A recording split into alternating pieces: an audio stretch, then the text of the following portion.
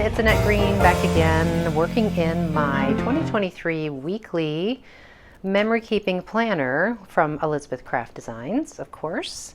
I'm working with their dies and some new little sneaky peek stamp sets that I'm going to show you. But here we are. If you are following along, welcome back. If you're new, welcome. Each week I take you through one single page, which is 1 week of my life, giving some tips and ideas and techniques to share with you. And today it's all about the destash. I'm working on this page right here, which is the back of week 10. We are in week 11. And I will say I am feeling better than last week. So if you watched last week, not to worry, I'm almost 100% back to myself, and I do thank everyone who wished me well. I still have a little, congestion, but it's not bad. I think it's just been either a combination of allergies or a cold. My husband had a cold, so it's likely that I just caught his cold. So I'm going to share with you at the end of today's video. I usually share a little something. As promised from last week, I'm going to share some tips and ideas about how to destash your craft space. We all need that once in a while, right?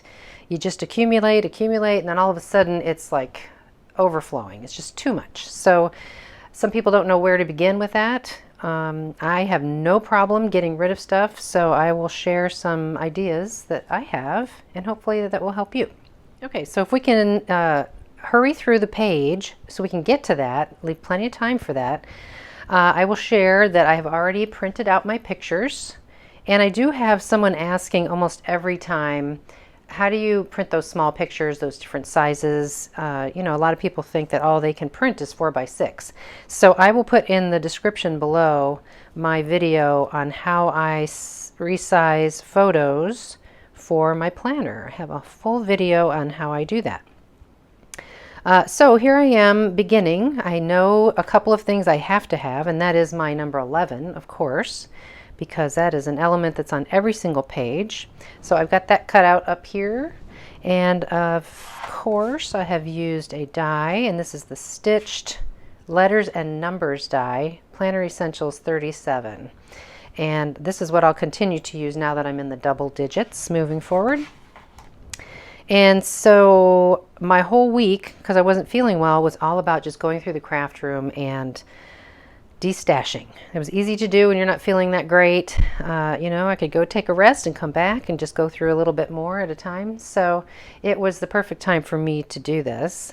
And as you can see from my photos, I have this stack of priority boxes. I make mystery boxes up every spring or so and sell them in my Etsy shop. So I'll link to my Etsy shop. Of course, they're all sold out, but there's always something going on in my Etsy shop.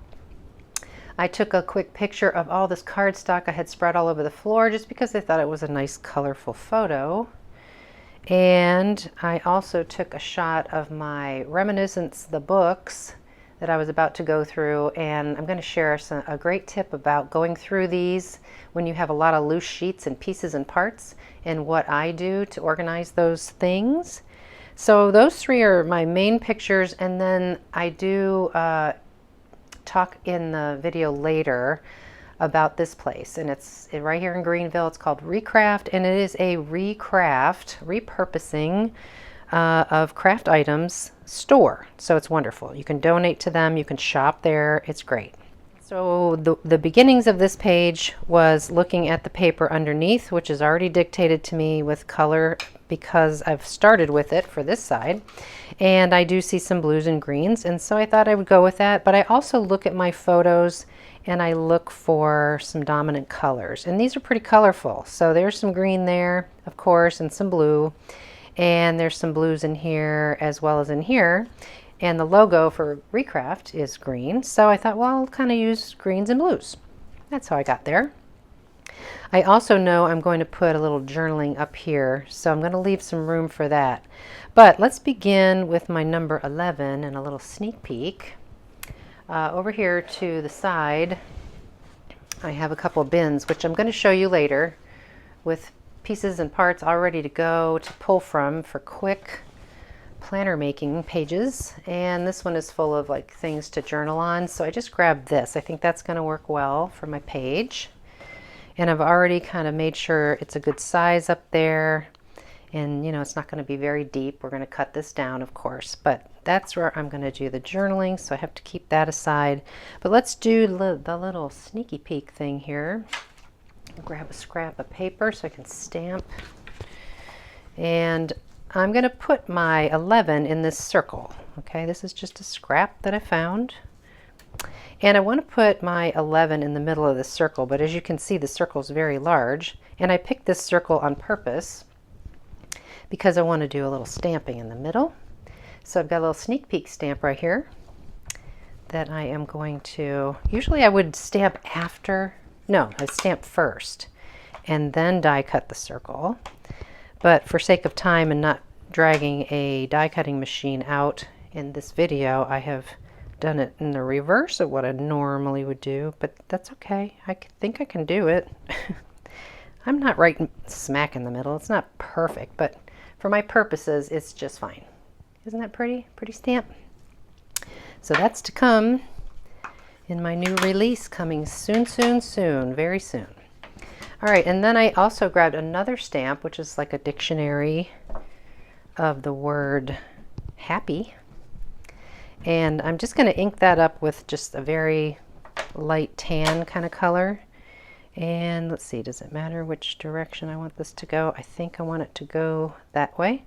And I'm going to stamp this right across the whole thing. And I specifically chose a light tan. So it's just sort of a background element, and as this dries, it will get even lighter. But now, isn't that much more interesting to put my 11 on than just that big blank circle? Alrighty, that's how she turned out. Really cute. And I also went ahead while I had out the glue and I adhered the word destash, which is a word. I looked it up. I wondered if maybe there was a little hyphen in there, but no, it's just one word. And I wrote the definition, and that's really all that needs to be said on this page. I don't think I need to go into a lot of detail. But that little alphabet has become one of my favorites because it's a smaller size. I was going to use that same stitched alphabet, but it was so big. But this was perfect, and I've used this a lot. It is the number 1986, the alphabet tabs. And of course, as you can see, they are tabs with the letters in them. So I think I used this on my dashboard. I'll have to pull it out. Oh, I have so many shadows. Okay, so anyway, that's what it looks like. And so I used just the letter. I used black cardstock on just the letter, and I'll save those little tabs maybe for something else. Let's see, is it in my dashboard at the beginning? Yes, here we go. So the little tabs are great. You can put a different color behind them.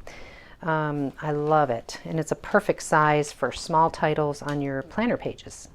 So as I'm going along, I'm thinking that my layout is going to roughly follow this pattern of, you know, the traveling eye pattern that I use a lot. And it's going to flow down the page. Now we have to watch out for our holes over here, so we're going to cover up some of these boxes. I think that's fine, right? So, because it's not, you know, there's not a lot to be said except there's a humongous stack of boxes. I've got my 11 down here. I like it. It doesn't, you know, really pop, so I may put another color circle behind it. We'll see. I do have my reminiscence photo. And then my recraft, which will either go, it has to go on the top, I guess, huh? So maybe this will go up a little higher. I mean, I'm getting there already. I'm happy with that.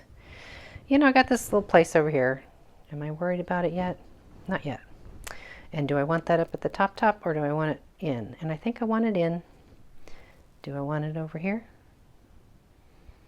It's a left-hand page. It could go either way, really, right? So these are just decisions you got to make. I do like how this is happening right here with this middle photo being inset in there, and you can still see the photo mat of this photo. That's kind of nice. And then this one, of course, yeah, I'm pretty happy with that. I think that's what we're going to go with.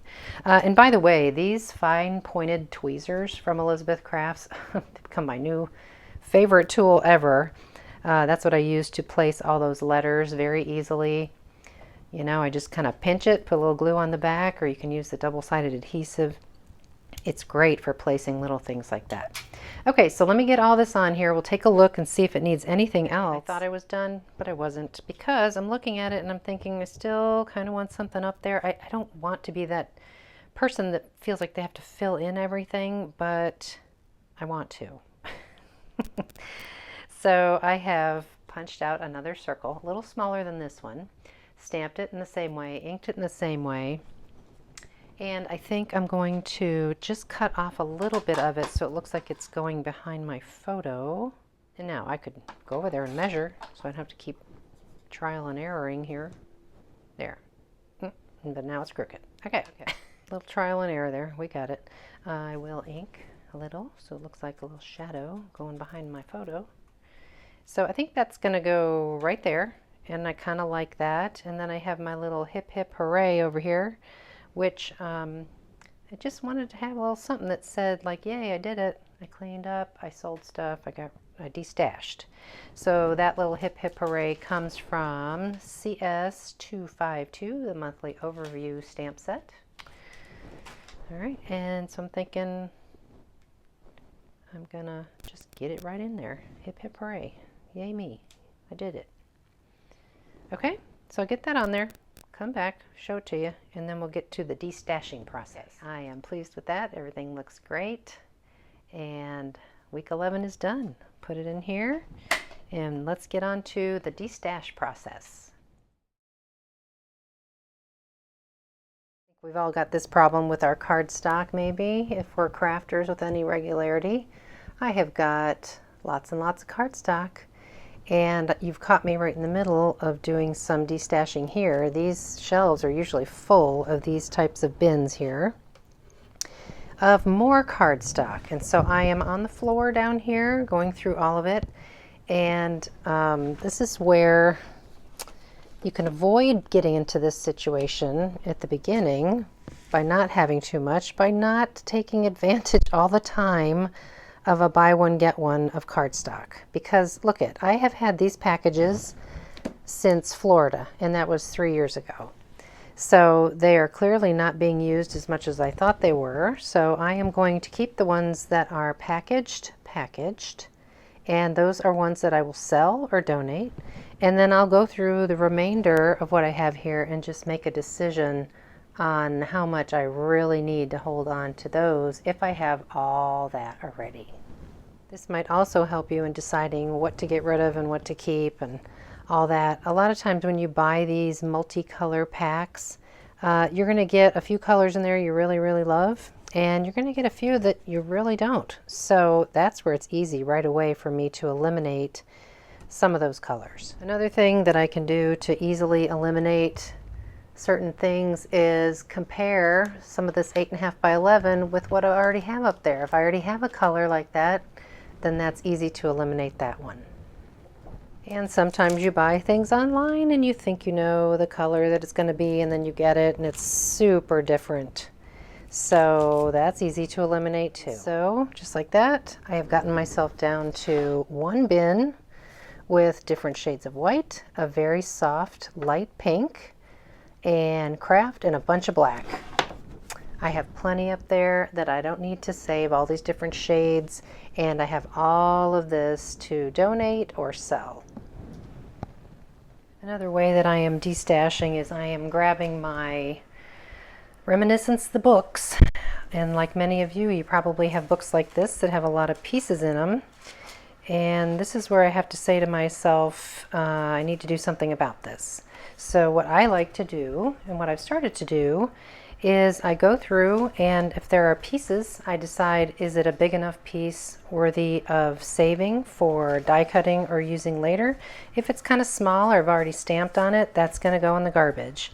And so what I've decided is anything that is a full page will get saved and sorted in a different way, and that is in my little container here. It's like an 8.5 by 11. And I've made myself, little homemade dividers. And I am sorting all of my books' contents by colors. because I have found as a designer that that's the way I work. I don't want to say, well, I need a blue. Which one of those books was blues in? I would rather get these pieces out of here and get them sorted here until maybe the next book comes out. But so you see here, I have all the neutrals and blacks, and they are full sheets of paper here. And they run the gambit of all those colors. But then in the front of each of these sections, I have a Ziploc bag. And again, these are from clearbags.com, where I get all my bags. These are 8x10s. And you can see I have a lot of pieces in here that I feel like they're worthy of saving for more die cutting or whatever in that same color category. So now I know what I can get rid of, makes the destashing a lot easier. And in case you're curious or getting excited, yes, I do have actual full books. This one might be missing a sheet, maybe two, but I do have the book 2. Again, because this is not in the packaging anymore, I don't think that anything's missing, but maybe a sheet or two. Book 3 and book 4 that I'm going to put in my Etsy shop. And you may be wondering what these little bins are here. And so I wanted to point out to you, as I'm going through these pieces that have been cut apart and whatever in here, I am coming across these types of pages that actually have really great cut apart pieces. So each evening while I'm watching TV or just hanging around, I go ahead and I cut these out. You know, things like this, little tags, tickets, whatever. Library cards, things like that. I cut them out and then I put them in these bins. And so this one will be labeled eventually. I'll put a cute little label here. But you can see these are all tickets and tags. And sometimes I've got a little clip on them because I have a lot. But I've gone ahead and cut these out. So they're ready to go embellishments of all kinds. So I feel like this is going to be pretty handy when I'm going to design something. This one is just random usable items, maybe something that's already fussy cut, you know, a ruler. You know, there's not much in here yet, but there will be. This one here I'm going to use for journaling things. So everything that's lined or ledger, you know, just a mishmash of different things in that bin. And then finally a smaller bin for Christmas specific. You know, these definitely are Christmas. They can't go any other way but Christmas. They say North Pole and December and snow and whatever, so they're in here. And these boxes are all from the planners. I've just saved all the boxes that the planner covers come in. I think I have a lid for each one, which will be nice, and then I can stack them on top of each other. All right, let's head into the closet. If you've followed me or seen my craft room organization videos, you've seen my closet, and it is full. It's a nice big closet here in my apartment bedroom, craft room. And what you see here are all these towers. They're old, you know, cabinets from Michael's on wheels. They're big enough to hold the iris boxes, which are great. And what I used to have in here was all my Graphic 45 collections and then some. And so I have gotten to the point now where, as much as I still love Graphic 45, I'm certainly not accumulating as much, not being on the design team anymore or working as a project designer for them. So it's been a little easier for me to let go of that stuff. And I just had a big destash sale, which I do usually every spring, and I do mystery boxes, which I will pop a picture up of all the boxes that I sold right here.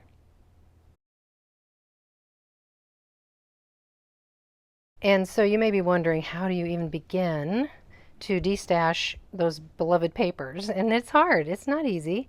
But, you know, I don't really have that attachment too much anymore to that kind of thing. So it's easy for me to get out of that mindset that, oh, I might use it one day, and feel that panicky release, you know, like scared to let it go. I'm over that. I just am. And so what I have done is I've gone through each one of these bins, taken out the papers, and just decided, what do I absolutely have to keep? By that is, what do I use on a regular basis from Graphic 45? Not so much the themed things. I find that I'm making cards and I'm using a lot of their patterns and solids, right? I do love some of their collections that have themes and pictures in them and stuff, but What I did is I went through the patterns and solids and some of the patterns that are on the back of the regular pads of paper, and I have sorted them by color and kept them up here for card making. So a lot of these smaller print backgrounds, and see they're color coded here. And then those are some collections from other companies that I'm just going to hang on to. But I mean, these were all stuffed full of things. So this is a great improvement to where it was. And in these bins, although it looks like a lot of bins, I would say about half of them are empty now. So I'm rethinking my whole closet situation. Not a huge fan of keeping things in boxes because to me it's almost like out of sight, out of mind. But the point is, I'm not going to show you how I organize. I have videos of that. It's just the process of how do you decide when and how to get rid of things. And really for me, it's just an efficiency thing as a designer.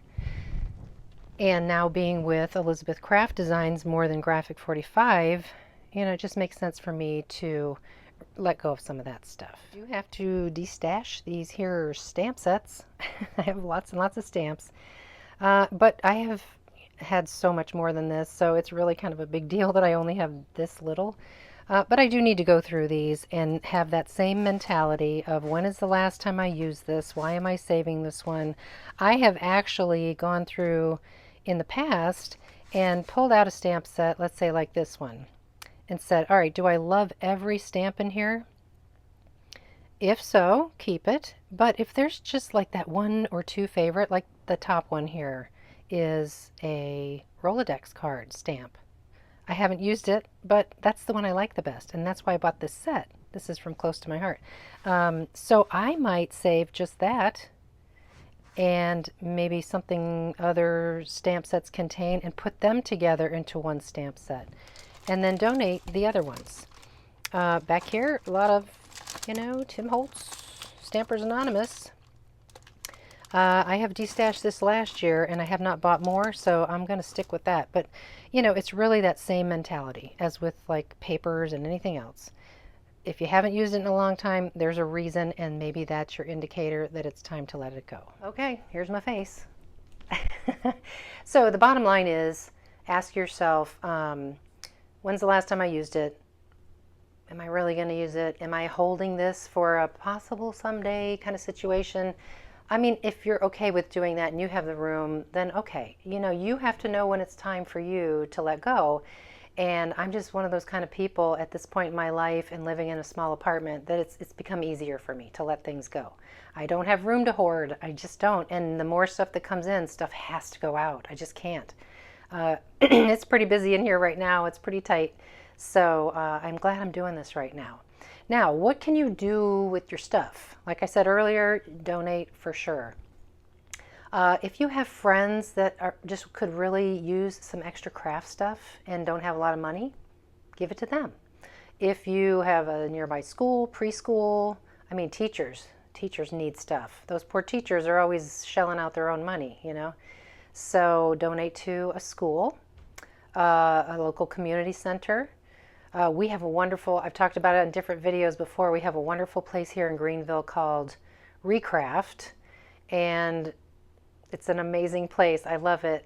You can shop there, and teachers have special deals where they can go there and have a teacher day and get discounts that are even better than the rest of us, which is great. But you can donate all kinds of craft stuff, any kinds, yarn, inks, paint, paper, you name it. So I definitely utilize that. Where else? Even like retirement homes have activities directors that could use that kind of thing for simple card making and stamping with their guests. And then of course you can always give it to Goodwill kind of Salvation Army kind of stores like that could use it, thrift stores in your local area that help your local community. There's a lot of ways to get rid of it. I know we'd all love to make money on it if we can. And if you can, your options are Etsy, Facebook Marketplace, eBay, those types of places, of course. So I hope that that's given you some ideas there. I think I've got most of it covered, at least how to begin to destash and kind of go through your things. And I would recommend doing it once a year. I do every single spring. It seems like the best time to do it. And I always feel great when it's done. So I hope that was helpful. Let me know if you have any questions, and thanks for watching. See you next week.